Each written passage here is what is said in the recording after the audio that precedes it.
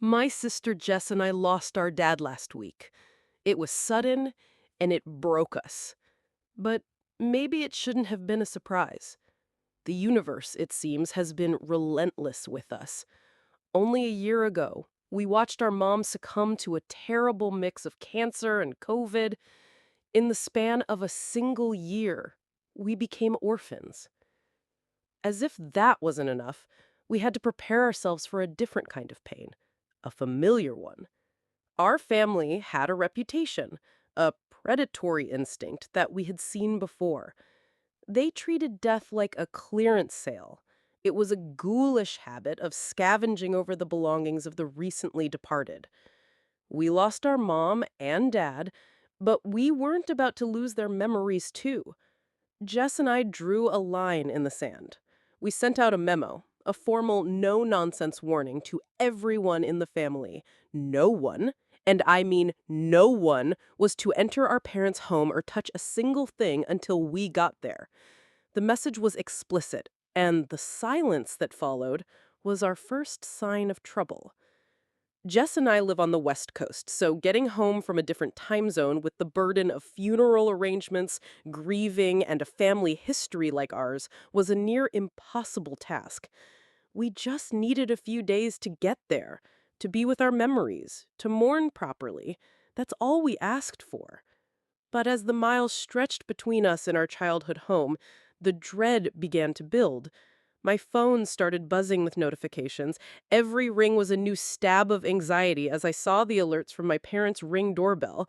Someone was at the door, but it couldn't be a delivery, not in the middle of a family tragedy. That's when I sent a second warning. This time, it was colder, sharper. As a lawyer, I knew the language to use to cut through the excuses. I told them we would prosecute. I made it clear that this wasn't an empty threat. Jess and I were on the same page. We had watched them do this before, and we would not let it happen again. We had lost so much, we would not lose what little we had left. The notifications stopped. We thought we had won. We were so wrong. Jess made it to the house first. It was late at night when my phone rang. Her voice was quiet, but I could hear the pain. "Something's not right," she whispered. She had walked through the rooms, the familiar spaces now strangely empty. A cherished antique vase was gone. The old clock from the mantel was missing. The grief we had been holding at bay was now replaced by a cold, searing rage. The truth came to us with a flick of a finger. Our parents had security cameras and an Alexa show that recorded every single movement. Jess pulled up the footage and watched as our own flesh and blood, our cousin, was shown taking things from the house. My sister, still reeling from the loss of our parents, had to watch a family member steal from their home. She did what we had agreed to. She called the police. She filed a report. 2 of our cousins were arrested. The value of the stolen goods was over $1,000, so the charges were not a slap on the wrist. They were looking at felonies. When the news got out, the excuses started.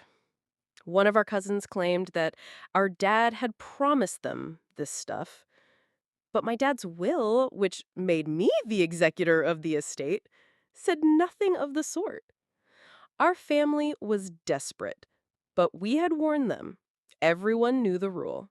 Everyone knew what would happen. Our relationship with the extended family was already strained, and this was the final blow. We refused to drop the charges. This wasn't about the money. This was about principle. This was about respect.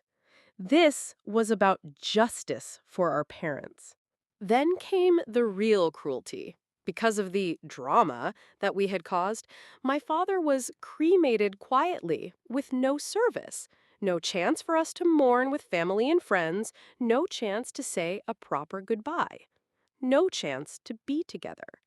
My last living grandparent, Our grandma was upset and sided with my cousins and aunt, saying that we were being too tough on them. She thought that we should have just forgiven them, that we should have just let it go. We were so alone. Jess and I plan to have a service when we scatter their ashes at her house. We'll plant a tree for them and we'll have a service then. Just the two of us. We had a warning, a memo, and a legal notice. We had the evidence. We had the law on our side. But my family still says we were too harsh. They say we were heartless. They say we let our anger over our parents' things destroy our father's funeral. So, here is the case file. Here is the final judgment. My family tried to plunder my dead parents' home. Now they say I'm a jerk for sending them to jail. Was I wrong?